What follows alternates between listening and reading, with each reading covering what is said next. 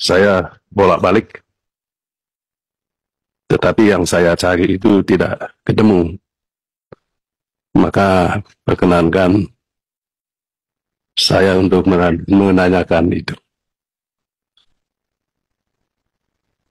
Saya tanya kepada pemerintah, bagaimana nasib rancangan undang-undang perampasan aset? Tidak ada di sini. Apa memang tidak dimasukkan? Atau sudah dimasukkan tetapi tidak dicantumkan di sini?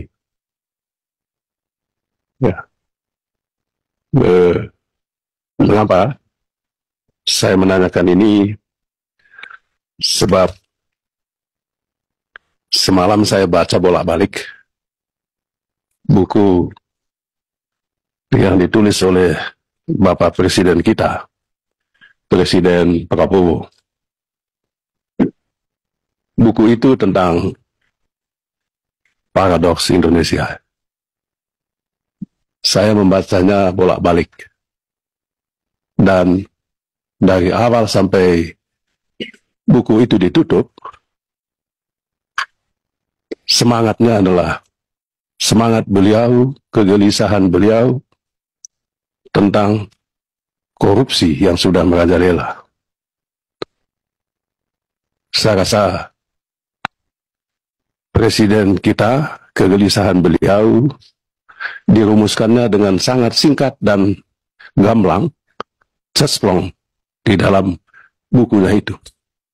Dan inilah visi misi beliau untuk Indonesia maju. Tidak mungkin Indonesia maju, kata dia, kalau pemerintahannya tidak bersih. Berulang kali beliau mengemukakan itu di dalam buku Paradoks Indonesia. Dan saya yakin Bapak Ibu sekalian juga mendukung itu.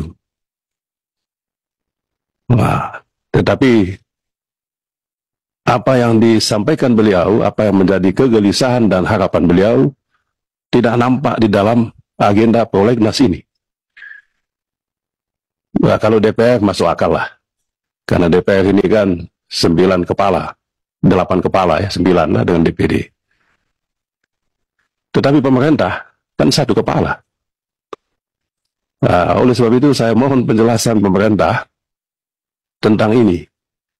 Rancangan undang-undang perampasan aset, bahkan kalau bisa, pemerintah harus ambil inisiatif untuk mengajukan usulan rancangan undang-undang revisi undang-undang KPK, manakala perlu juga revisi undang-undang tindak pidana korupsi.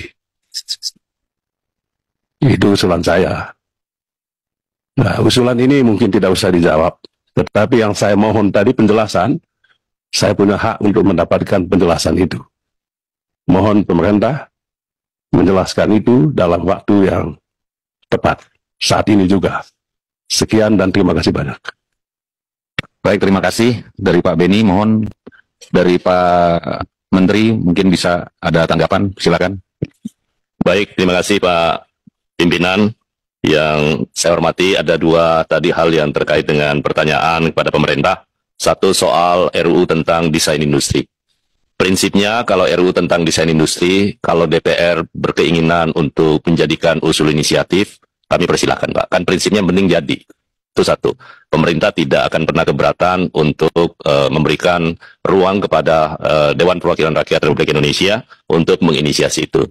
Hanya mungkin karena ada kebijakan dari pimpinan Badan Legislasi bahwa satu alat kelengkapan DPR untuk sementara bisa menyelesaikan satu rancangan undang-undang, kemudian nanti berikutnya bisa diisi lagi, itu yang membuat pemerintah mungkin memasukkan itu. Tapi kalau itu dianggap penting bagi DPR untuk melanjutkan, terutama teman-teman dari Komisi 6, sebagai alumni Komisi 6 saya setuju Pak Prof. Darmadi. Itu satu Pak. Yang kedua, terkait dengan RUU perampasan aset. Pemerintah tetap berkomitmen sama.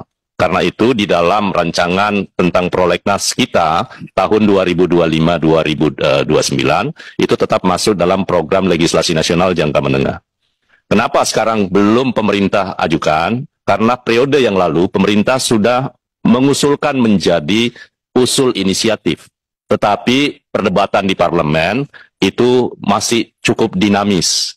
Karena itu, pemerintah akan melakukan dialog lebih awal terkait dengan kajian-kajian yang sedapat mungkin itu bisa dilakukan. Termasuk saya berterima kasih, saya mengikuti perkembangannya, dinamikanya, termasuk di Badan Legislasi.